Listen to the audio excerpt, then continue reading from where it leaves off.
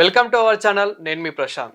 గత 4 రోజులుగా దిల్ రాజు ఇంట్లో ఐటీ రైడ్స్ అయితే అవుతున్నాయి. సో మరి దిల్ రాజు గారు అరెస్ట్ అవ్వబోతున్నాడా ఏంటి? సో అదే విధంగా పుష్ప టీమ్ ఇంట్లో కూడా ఐటీ రైడ్స్ అయితే అవుతున్నాయి. మరి అసలు ఇంతకీ ఏం జరుగుతుంది, మరి ఎవరిది తప్పు ఉంది ఏంటి? సో దీని గురించి అయితే మాట్లాడేందుకు ప్రస్తుతం మనతో పాటు ప్రొడ్యూసర్ నట్టి కుమార్ గారు ఉన్నారు. నమస్తే అండి. నమస్తే. సో దిల్ రాజు ఇంట్లో గత 4 రోజులుగా అయితే ఐటీ రైట్స్ అవుతున్నాయి. సో మరి అసలు ఏం జరుగుతుంది? నిజానికి అతని దగ్గర బ్లాక్ మనీ అనేది ఏమైనా ఉందా? ఏమి జరగదు. ఐటీ రైట్స్ జరుగుతాయి, సర్వసాధారణం. మళ్ళీ ఆటోమేటిక్గా అకౌంట్స్ అడుగుతారు, ఆడిటర్ బుక్లు తీసుకెళ్తారు, చూపించుకుంటారు, అవన్నీ ఉంటాయి. అదంతా ఒక ప్రక్రియ, ప్రాసెస్. ఆ ప్రాసెస్లోనంతా దీంట్లో అరెస్టులు ఉండవండి. ఈడీకి అరెస్టులు అయి ఉంటాయి. ఇన్కమ్ ట్యాక్స్కి అరెస్టులు ఉండవు, నోటీసులు అవన్నీ కూడా మొత్తం టోటల్గా ఏమైనా ఉంటే వాళ్ళ అమౌంట్ ఎలా కట్టాలి, ఫైన్ ఏంటి, ఫైన్ ఇంప్రూవ్ చేద్దాం, ఇదంతా ఒక రెగ్యులర్ ప్రక్రియ. అంతా ఇన్వెస్టిగేషన్ ఇవన్నీ అవుతాయి తప్ప అరెస్టులు ఉండవు దీంట్లో. అంటే అదేవిధంగా మనము ఒక 2 రోజుల క్రితం చూసుకున్నట్లయితే కనుక ఒక లాకర్ ఓపెన్ అవుతలేదు. ఆ లాకర్లో కూడా ఇంకా ఏమైనా ప్రాపర్టీకి సంబంధించినవి అవి ఇవి ఉండొచ్చు అని చెప్పేసి కూడా అని చెప్పారు. ఇంతగా లాకర్లో ఏమున్నాయి? ఏమండి, లాకర్లో ఉంటే అక్కడ ఉంటే ఇక్కడ ఉంటే అది సినిమాలు రిలీజ్కి ఎందుకు ఇబ్బంది పడతారు? అలాగే సినిమా రిలీజ్ ముందు వాళ్ళకి మామూలు రెగ్యులర్గా ఇవ్వాల్సిన వాళ్ళకే పేమెంట్లు ఎందుకు ఇవ్వలేకపోతారు? ఫైనాన్సర్కి ఎందుకు ఇవ్వలేకపోతారు? సినిమా తీసేవాడు పైకి కనబడుతుంది, అందంగా కనబడతాడు, వీరు బెంచ్ కారు కనబడుతుంది, బెంచ్ కారుకి దానికి ఉన్న బోల్డ్ బొక్కలు ఉంటాయి. అంటే ఏంటంటే ఫైనాన్స్ ఉంటుంది, ఇంకోటి ఉంటాయి. కనుక బయటికి అందంగా కనబడతాం, ప్రాపర్టీ మాదే, దానికి తగ్గట్టు ఉన్నాడు ఉంటాయి. కనుక ఇన్కమ్ ట్యాక్స్ అనేది ఎవరు తీసుకుని గోతులో వాళ్ళు పడ్డారని ఇష్టం వచ్చినట్టు ఒక్కొక్కరు పోటాపోటీగా మేము 200 కోట్లు అంటే మీరు 200 కోట్లు, మీరు 200 కోట్లు అంటే 200 కోట్లు అని వేయడం వల్ల ఇవన్నీ కూడా ఇన్కమ్ ట్యాక్స్ రైడ్కి.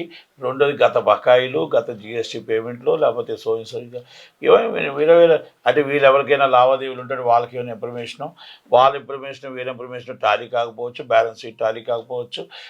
కానప్పుడు కొంచెం నోటీస్ కొన్ని అయితే ఎమర్జెన్సీ కానప్పుడు నోటీసులు ఇస్తారు. ఎమర్జెన్సీ అయినప్పుడు అనుకోకుండా ఆల్ ఆఫ్ ది సడన్ వచ్చి ఇన్ఫర్మేషన్ ఏదైనా ఉన్నా, కంప్లైంట్ ఉన్నా రైడింగ్ చేస్తారు. ఇది ఇస్ రెగ్యులర్.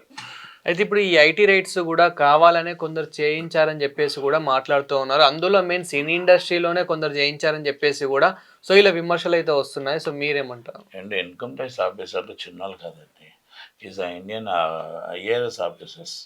వెరీ వాళ్ళు ఎవరో చెప్తే వాళ్ళు ఎందుకు అరెస్ట్ చేస్తారు, వాళ్ళు ఎవరో చెప్తే ఎందుకు వాళ్ళు రైట్ చేస్తారు, ఎవరో చెప్తే ఎందుకు చేస్తారు? ఆయన రికార్డెడ్ ఆల్రెడీ వాళ్ళకి ఇన్ఫర్మేషన్ అన్నీ ఉంటాయండి, విజిలెన్స్ నిఘా ఉంటుంది, ఇవన్నీ ఉంటాయి. వాళ్ళ ప్రకారం వాళ్ళు చేసుకుంటారు ఇదంతా. కానీ ఇంకొకరు ఎవరో కావాలని చేయించారు అవన్నీ అసమర్థత తప్పది. ఒకవేళ in case income tax Dil Raju గారు కట్టట్లేదు, నిజంగానే ప్రాపర్టీకి సంబంధించినవి కానివ్వండి, మనీకి సంబంధించిన బ్లాక్ అనేది ఉంది అన్నట్లయితే కనుక ఏం చేస్తారు? ఎలాంటి యాక్షన్ తీసుకుంటారు? అప్పుడు ఈడీ ఎంటర్ అవుతుంది. బ్లాక్ ఉంటే, బ్లాక్ మనీ దొరికితే ఇంచుమించు ఎన్ని 100 కోట్లు దొరుకుతుంది, ఎన్ని 1000 కోట్లు దొరుకుతుంది, ఎన్ని కోట్లు దొరుకుతుందో చూస్తే దాని మీద ఈడీ ఎంటర్ అవుతుంది. ఒకవేళ ఏమైనా సరే పొలిటీషియన్స్ కానీ, ఎమ్మెల్యేలు కానీ, మినిస్టర్లు కానీ, మాజీ ఐఏఎస్లు, మాజీ ఐపీఎస్లు, లేకపోతే గవర్నమెంట్ ఆఫీసర్స్ కానీ ఎవరైనా పెట్టుబడులు ఉంటే అప్పుడు ఏసీబీ ఎంటర్ అవుతుంది. ఎందుకంటే అది ఒక్కొక్క డిఫరెంట్ అన్నీ ఉంటాయి, అవన్నీ ఎంటర్ అవుతాయి. మొత్తం టోటల్గా విదేశీ లావాదేవీలు ఉన్నా కూడా ఈడీ ఎంటర్ అవుతుంది. అంటే ఆర్బీఐ అప్రూవల్ లేకపోయినా ఈడీ ఎంటర్ అవుతుంది. అదేవిధంగా మనం చూసుకున్నట్లయితే కనుక ఇప్పుడు సంక్రాంతికి వచ్చిన మూవీస్ ఏవైతే ఉన్నాయో ఆ మూవీస్కి ఇంత అమౌంట్ వచ్చింది అని చెప్పేసి దిల్ రాజు గారే మాట్లాడడం జరిగింది. అదేవిధంగా దానికి ట్యాక్స్ అంత కట్టలేదు అని చెప్పేసి కూడా సో అంటూ ఉన్నారు.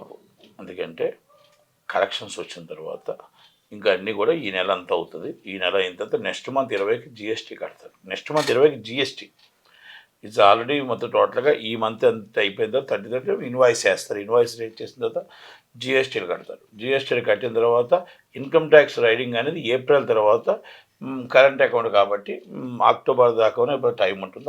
అప్పుడు లోపల వాళ్ళు ఫైల్ చేసుకోవచ్చు. వాళ్ళు ఏమైనా తర్వాత స్కూట్నీ ఏమైనా వేసుకోవాలి, అంతే తప్ప దానికి దీనికి సంబంధం ఉండదు. వీళ్ళు ఏమైనా పాత బాకీలు ఉండొచ్చు, అమ్మో ఇంత డబ్బు వచ్చింది కదా, లేకపోతే ఈ లావాదేవీలు వచ్చాయి కదా, ఇక్కడ ఏదో మనీ ట్రాన్సాక్షన్ ఎక్కువ జరిగినట్టుందని అనుమానంతో నేను రావచ్చు, అంతే తప్ప కట్టలేదు, ట్యాక్స్ కట్టడానికి టైం ఉందని ఇంకా చాలా టైం ఉంటుంది. దిల్ రాజు గారితో పాటు పుష్ప టీం ఎవరైతే ఉన్నారో అంటే అల్లు అర్జున్ గారు కానివ్వండి, సుకుమార్ గారు కానివ్వండి, సో వీళ్ళ ఇంట్లలో కూడా ఐటీ రైట్స్ అయితే అవుతున్నాయి. సో మరి వీళ్ళ ఇంట్లలో పరిస్థితి ఎలా ఉంది? సో ఆ బ్లాక్ అనేది కూడా ఏమైనా తప్పేం ఉందంటారా? లేదండి. ఎవరింట్లోనైనా అది రైడింగ్ అనేది మొత్తం టోటల్‌గా రైట్ అది. ఎనీ టైమ్ మీరు ఎప్పుడైనా రైడ్ చేయొచ్చు. రైడ్ చేసేటప్పుడు వాళ్ళకి ఏమేమి ఉన్నాయి, ఎంతున్నాయి, ఇంతకుముందు ఎంతొచ్చింది, వైట్ మనీ ఎంతొచ్చింది, వాళ్ళు ఇన్వాయిస్ ఏమైనా కట్టారా లేదా? ఎందుకంటే 2 నెలలు అవుతుంది కాబట్టి వాళ్ళు ఏమైనా ఇన్వాయిస్ కట్టారా? లేకపోతే ఇన్‌కమ్ టాక్స్ ఫైలింగ్‌కి లాస్ట్ దానికి దీనికి తేడా ఏమొచ్చింది? పలానా సత్యరంగి అవ్వచ్చు, సత్యరంగ ప్రసాద్ అవ్వచ్చు. వీళ్ళందరూ కూడా చేశారు కదా! వాళ్ళందరి మీద కూడా ఏంటంటే వాళ్ళేమైనా డబ్బులు వాళ్ళ ట్రాన్సాక్షన్స్ ఏమైనా ఉన్నాయా? బ్లాక్ మనీ ఏమైనా ఉందా? ఇది ఎవరిదో లింకులు. ఈ లింక్ అప్పుడు మ్యాంగో మ్యూజిక్ వాళ్ళదుంది. వాళ్ళు ఏమైనా డొల్ల కంపెనీలు ఉన్నాయా? ఆళ్ళేమైనా గవర్నమెంట్‌కి ఏమైనా తక్కువ కట్టారా? లేకపోతే ఏదైనా అగ్రీమెంట్‌లో ఏమైనా రాంగ్ చేశారా? ఇయన్నీ ఉంటాయి. సినిమా ఇండస్ట్రీలో అంటే చాలా రోజుల తర్వాత ఇప్పుడు ఐటీ రైట్స్ అయినటివి అయితే అవుతున్నాయి. గతంలో మనం చూసుకున్నట్లయితే గనుక ఈ ఐటీ రైట్స్‌లో ఎప్పుడు కూడా ఎవరిని కూడా ఇలా అదుపులోకి అయితే తీసుకోలేరు. ఐటీ రైట్స్ అయినప్పటికీ కూడా. సో అంటే ఇప్పుడు కూడా అలానే అవుతుందా? అదుపులోకి ఎప్పుడు తీసుకోలేదు. ఎవరిని తీసుకోలేదు. ఎప్పుడు తీసుకోలేదు. ఇప్పుడు ఇన్‌కమ్ టాక్స్ తీసుకోదు. ఈడీ ఏమైనా కావాలంటే విచారణ జరిపి ఈడీ ఎన్ఫోర్స్‌మెంట్ తీసుకుంటుంది తప్ప ఏసీబీ తీసుకుంటుంది తప్ప నాకు తెలిసి ఇన్‌కమ్ టాక్స్ తీసుకోదు. ఇన్‌కమ్ టాక్స్ ఇచ్చి మొత్తం అన్ని సీజింగ్ చేసే రైట్ ఉంది. మొత్తం అకౌంట్లు ఫ్రీజ్ చేసే రైట్ ఉంది. మొత్తం టోటల్‌గా ప్రాపర్టీస్ సీజ్ చేసే రైట్ ఉంది. ఇవన్నీ సీజ్ చేసిన తర్వాత మొత్తం టోటల్‌గా నోటీస్ ఇచ్చి వాళ్ళు ఎంక్వైరీ కండక్ట్ చేస్తారు. ఎంక్వైరీ కంపల్సరీ రమ్మని చెప్తారు. ప్రతి రిసిప్ట్‌కి ప్రతి దానికి దానికి సమాధానం చెప్పాల్సిన బాధ్యత ఉంటుంది తప్ప అరెస్ట్ దీంట్లో ఉండదు నాకు తెలుసు. అంటే అరెస్ట్ అనేది ఇప్పుడు ఉండదు. మనమేమో మొండికేసి వాళ్ళు ఒక ఆటంకంగా అటు వాళ్ళకి పనికి ఆటంకం కలిగించి లేకపోతే వాళ్ళు ఏమైనా మనం ఏమైనా అసభ్యకరంగా మాట్లాడితే అది అది క్రిమినల్ కేసు అవుతుంది. ఇప్పుడు ప్రెజెంట్ ఐటీ రైడ్‌లో 'దిల్ రాజు' గారి రెస్పాన్స్ ఎలా ఉంది? ఈ ఐటీ రైడ్స్ తర్వాత రెస్పాన్స్ ఎలా ఉండబోతుంది? నవ్వుతూనే ఉన్నారు చక్కగా హ్యాపీగా ఉన్నారు. హ్యాపీగా ఇన్‌కమ్ ట్యాక్స్ రైడ్ అయింది.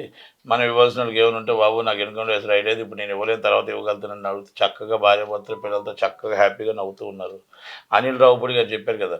మాకు ఐటీ రైడ్ అవ్వడం వల్ల మాకు చాలా మంచిది. మా సినిమాకి ఇంకా అయిపోవస్తుందని. హ్మ్. అంటే అది ఒక కామెడీగా తీసుకున్నారు. సంక్రాంతికి వస్తున్నాడు కామెడీ. అవును. అదొక భాగమే అంటున్నారు దీంట్లో. ఓకే. అంటే అనిల్ రావిపూడి అన్నా దిల్ రాజు మనసులు మా కంటిలో చూస్తున్నా కూడా అనిల్ రావిపూడి సంక్రాంతికి వస్తున్నాడు, మేము వస్తున్నాం, మీరు కూడా రండి అని ఒక కామెడీ. ఇది సినిమా పబ్లిసిటీ స్టంట్ అంటున్నారు. అంటే వాళ్ళు అంటున్నారు నిజంగా హిట్ వాళ్ళు వచ్చారు అంటే వాళ్ళు ఏంటంటే ఇది లైట్గా తీసుకున్నారు. ఒక ప్రమోషన్ లాగా అవుతుంది రెగ్యులర్ మాకు ఇది కూడా. ఒక ప్రమోషన్ లాగా అవుతుంది మాకు రోజుకి ఈ ఛానల్లో ఒక 4 రోజులు మాకు వేస్తే హ్యాపీగా కనబడుతుంటుంది. మా సంక్రాంతికి వస్తున్నాడు సూపర్ హిట్ అవుతుందని ఆలోచన వాళ్ళది. Thank you sir. Thank you.